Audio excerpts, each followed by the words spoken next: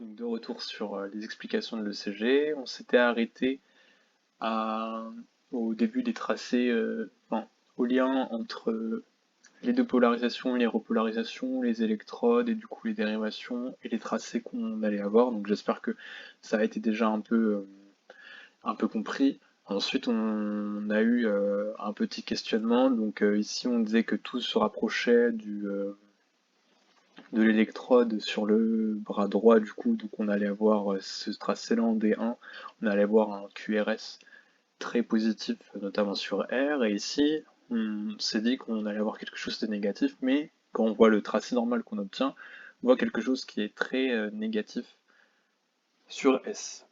Et pourquoi pas, en fait, pourquoi ce serait pas très négatif tout simplement sur R. Donc, si quelqu'un a l'explication technique, c'est bien, sinon il y a une autre façon de percevoir les choses. Donc cette explication, elle va plutôt être liée. On va faire un petit, on va faire un, on va faire un schéma et vous pouvez faire l'expérience chez vous. Donc ici, on va avoir un observateur qu'on appellera A. Et ici, on va avoir quelque chose de fixe, donc un mur, une porte, ce que vous voulez, enfin une porte qui bouge pas quoi. Et entre deux, on va avoir une corde. Vous pouvez faire l'expérience chez vous, vous pouvez tenir une corde à la main et accrocher le reste de la corde à une poignée de porte, enfin une porte plutôt fermée hein, pour pas qu'elle bouge. Et ce qu'on va faire, donc là on est à T0, T égale 0, il n'y a rien qui se passe. Mais à T égale 1, égale 1 en A, il décide de créer des ondes avec sa corde. Donc en gros, il agite la corde. Donc c'est comme quand vous faites le même mouvement quand vous fouettez quelqu'un. Si vous n'êtes pas derrière ça de mazo, enfin je sais pas, faites comme un mouvement de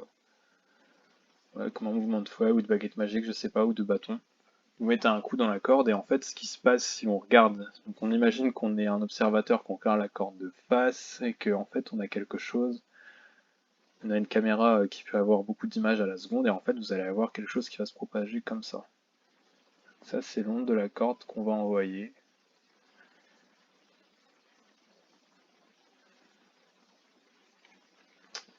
En fait, enfin, ça c'est l'onde de la corde qu'on va envoyer. Mais là, d'accord que vous la voyez à différents instants. Donc en réalité, c'est plutôt ça qui se passe. À t égale 1, vous allez avoir juste ça.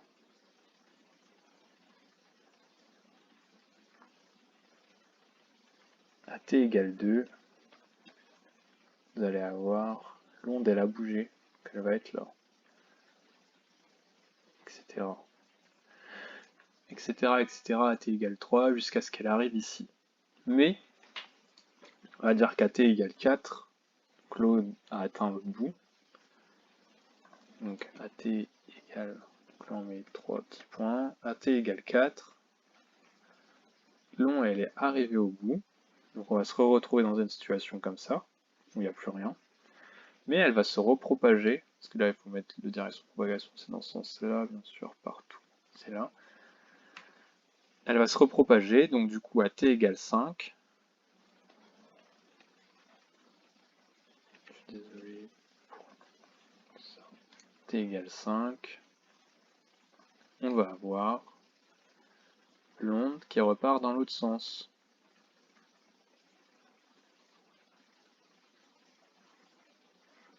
Et à t égale 6, on aura l'onde un peu plus loin,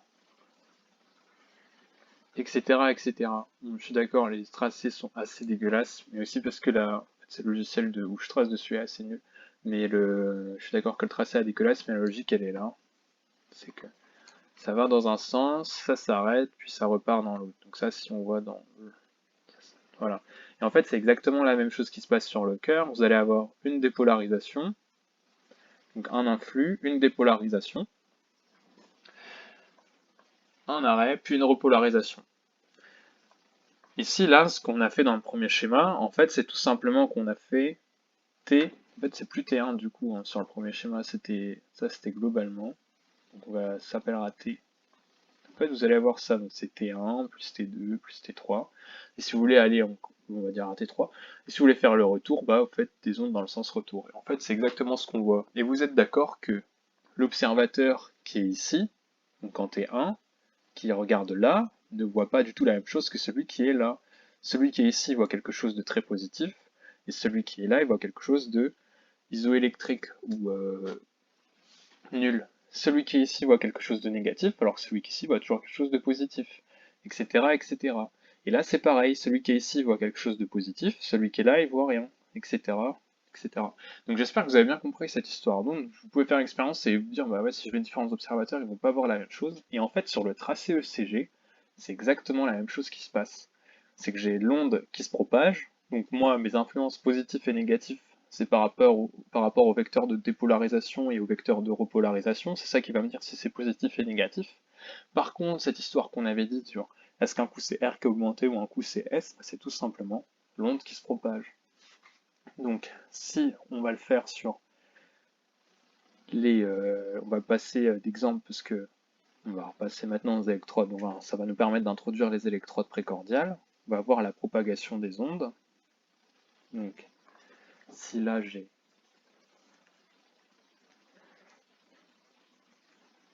1, 2, j'ai inclus 3, putain, 1, 2, 3, 4, 5 et 6. Donc par pitié, j'espère que vous avez le même raisonnement qu'on avait eu tout à l'heure. Vous me tracez des droites, on le fera tout à l'heure, mais bref, j'espère que vous avez commencé à comprendre qu'en fait on va encore avoir ces histoires de vecteurs, ça va tendre plus vers un endroit qu'à un autre, et, euh, et vous allez pouvoir commencer à tracer des ondes. Mais le tracé qu'on aura, donc je vais mettre 1, 2, 3, 4, 5, 6 les... Putain. 1, 2, 3, 4, 5, 6 les uns derrière les autres. Donc j'expliquerai après pourquoi c'est j'expliquerai après pourquoi c'est comme ça et pas autrement. Donc en 1, je ferai quelque chose comme ça. En 2, je ferai quelque chose un peu plus positif, un peu moins négatif. En 3, je ferai quelque chose un peu plus positif, un peu moins négatif. En fait, presque isoélectrique. En 4,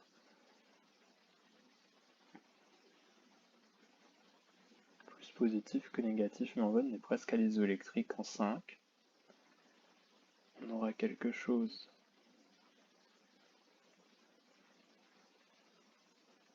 très positif.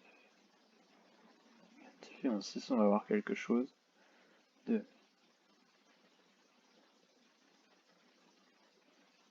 négatif, puis très très positif. Voilà. Alors, bon là j'ai un peu exagéré en 6, ça va pas autant que ça. Ça s'arrêtera alors. Voilà. Là, ça me fait pas non plus trop, ça respecte pas. En fait, c'est juste chiant si je le fais pas bien, vous allez pas comprendre.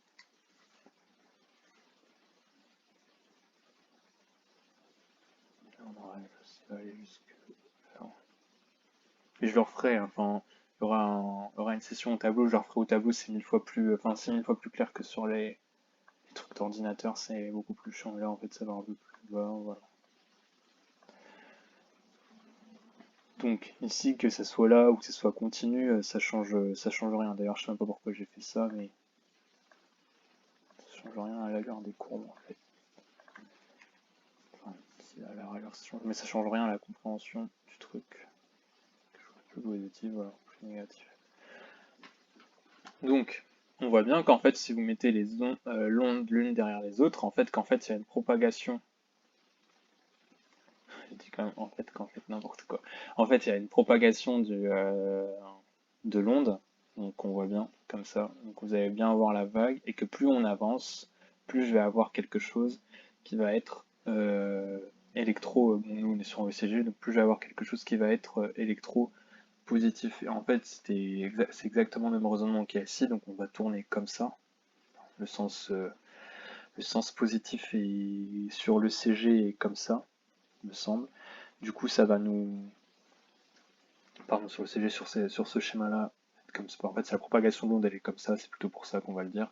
Du coup, ça va expliquer le fait qu'on a l'évolution de l'onde. Donc en fait, cette onde qu'on avait du mal à caractériser, à savoir pourquoi un coup c'était S qui était augmenté, un coup c'était R et diminué ou je sais pas quoi, c'est qu'en gros, ce qui détermine si c'est positif ou négatif, ça va être déterminé par les sommes vectorielles, donc on va le refaire ici. Et ce qui va déterminer si c'est si c'est haut ou bas, en fait, il faut se dire que l'onde, elle se propage. Mais bien sûr, ça sert à rien d'apprendre par cœur ce truc-là, il faut juste savoir que c'est comme ça. En fait, ce qu'il faut savoir, c'est que ce qu'il faut retenir de ça, maintenant qu'on a compris la propagation et que maintenant qu'on a tous compris, enfin j'espère en tout cas, que tout ça c'est la même onde, mais vue à différents endroits, mais vue par différents endroits. Une fois qu'on a compris ça, bah c'est bon, on a compris ce que ça représentait le CG. Bien sûr, sur le CG, on vous fait pas un tracé de D1, un tracé de D2, un tracé de V1, un tracé de V2, on vous met 3-4 répétitions. Donc bien sûr, vous ne soumettez pas les 3-4, ça n'a aucun sens. Vous prenez un motif de V1, vous prenez un motif de V2, un motif de V3, un motif de V4, vous mettez les uns derrière les autres, ça va vous donner cette suite logique-là. D'ailleurs, c'est aussi pour ça qu'ils sont empilés, me semble, V1, V2, V3, V4, V5, V6. Enfin, c'est pour qu'on voit bien l'empilement. Et en fait, pourquoi on doit bien le voir? Ce qu'il faut retenir, c'est qu'ici, je vais avoir entre V3, donc là j'ai V3, et là j'ai V4, là je vais avoir les isoélectriques. Vous êtes d'accord qu'en fait c'est à peu près égal, la partie positive est à peu près égale à la négative. Donc si je fais leur somme, ça va me donner quelque chose d'à peu près isoélectrique. J'en ai marre de cette tablette. Pardon. Donc ça va donner quelque chose d'iso.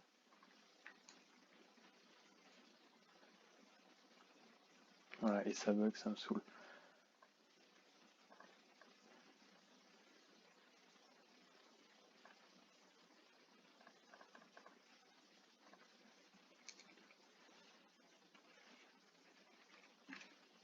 Bon, ça le fait pas, bref, vous aurez retenu que ça va donner quelque chose d'ISO, on va le noter quelque part d'autre, c'est pas très pro. Voilà, on va le noter là.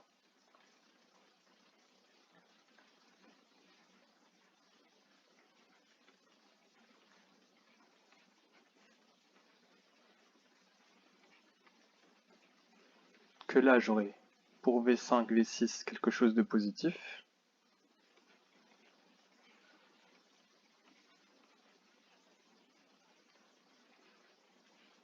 Et que là, pour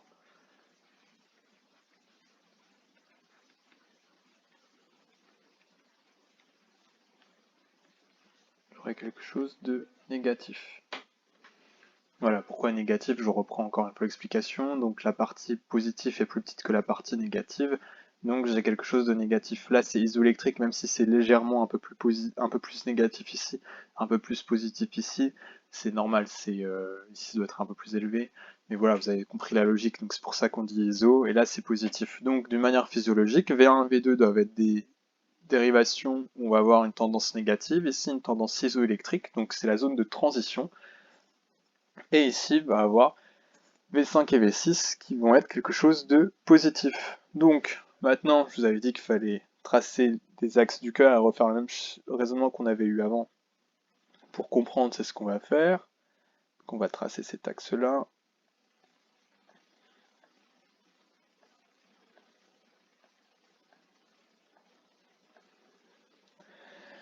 Et V6.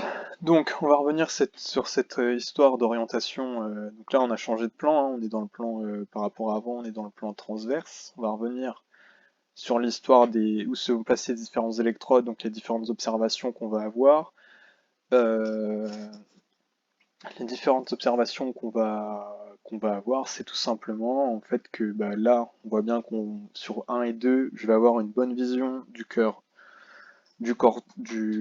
droit et du corps droit, du bas du cœur, enfin bref, selon ce que vous voyez de manière anatomique, je peux pas tout donner entre guillemets en détail parce que si ça a peu de, j'ai envie de dire que ça a peu d'intérêt au final, mais c'est, voilà, donc on va voir le cœur droit, ici on va voir le septum interventriculaire, et en fait on va voir aussi beaucoup les apex, donc l'information sur l'apex, donc ça va être pour 3 et 4 pour cette zone de transition. Pour 5 et 6, on va voir le cœur gauche. Et donc pour le cœur gauche, donc on reprend ces cœurs gauche ou cœur droit, donc on va commencer à gauche comme on avait commencé à gauche là-bas. Donc si je reprends mes petites flèches, là je vais prendre des petites flèches de vecteur bleu, je vois bien que voilà, non, je rigole. Je vois bien que je vais avoir tous mes petits vecteurs comme ça, et que leur somme là va tirer plus que les petits vecteurs ici. Ils sont plus petits déjà en taille, on le voit bien. Voilà, ils sont orientés de l'endo vers le péricarde. Donc on voit bien ici que ça va être beaucoup plus positif, donc sur V5 et V6. Et en plus de ça, V5, V6 me donne exclusivement une vision du cœur gauche. Ça va, enfin exclusivement, ça veut dire qu'en gros même si ça prend en compte le cœur droit, comme à gauche c'est beaucoup plus fort qu'à droite, bah du coup je vais bien retrouver, mais je vais bien y retrouver. Pareil pour le cœur droit, donc tout comme à gauche c'est plus fort qu'à droite. Oui, pardon, comme à gauche c'est plus fort qu'à droite, donc on va avoir le fait que ça soit pardon, que ça sera beaucoup plus petit en fait. Voilà, parce qu'ici c'est là, on avait dit que par définition, il ne fallait pas apprendre QRS, QRS. Il fallait bien apprendre qu'ici c'était le R, hein, donc là je compare bien les R à R, je compare pas n'importe quoi. Donc, le premier positif c'est R, donc je vais même l'écrire, parce que sinon c'est pas clair. On voit bien que le R, ici on peut parler de grand R.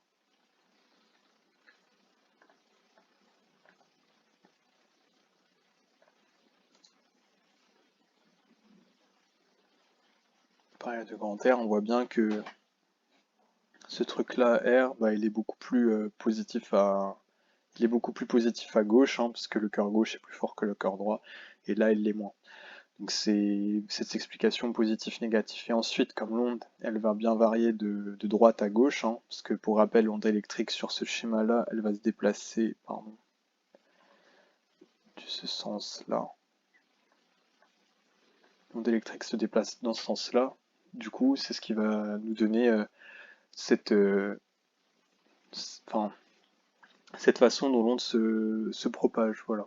Donc là, j'ai les R. Après, on a dit qu'en dessous après un R, si c'était négatif, c'était un S.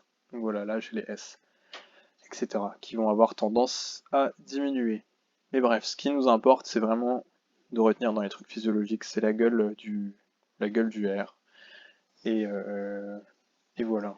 Donc à partir de là, si on a bien compris ce raisonnement de pourquoi c'est plus positif, pourquoi c'est plus négatif, on a bien avoir compris cette histoire, ce parallèle avec la corde, pour savoir si c'est un coup c'est R, un coup c'est S, etc. En fait, que c'est tout simplement l'onde qui se propage et que c'est pas ça qui nous importe de retenir. Ce qui nous importe de retenir, c'est vraiment d'avoir cette suite cette suite logique qui est mon onde électrique se propage de haut en bas et de droite à gauche. Du coup, plus je vais aller à gauche, plus je vais avoir des choses qui vont être positives. Donc un complexe QRS qui va être globalement positif.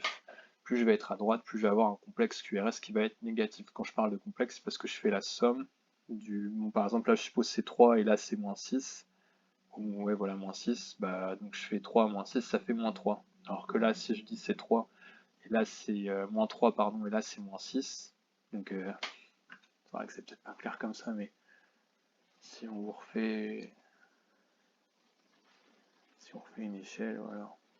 Là, il y a le 0 qui est là. Donc voilà, vous voyez pourquoi je dis moins 3, moins 6. Voilà. Donc c'est comme ça qu'on va calculer. Ça va nous permettre de calculer aussi cette histoire que je viens de faire là. Donc vous faites pas la même chose avec D1, D1, D2, D3, tout ce que vous voulez. Ça va nous permettre de calculer l'axe électrique du cœur. Mais avant d'en arriver là, on va voir les situations physiologiques, enfin pardon, pas physiologiques, quelques situations pathologiques du cœur en fonction de comment on va retrouver des tracés. Donc on va réutiliser cette logique-là dans un exercice voilà, on va essayer d'imaginer à quoi ressemblerait le tracé électrique du cœur sur les électrodes précordiales d'une manière pathologique. Le même raisonnement peut être fait sur les électrodes frontales.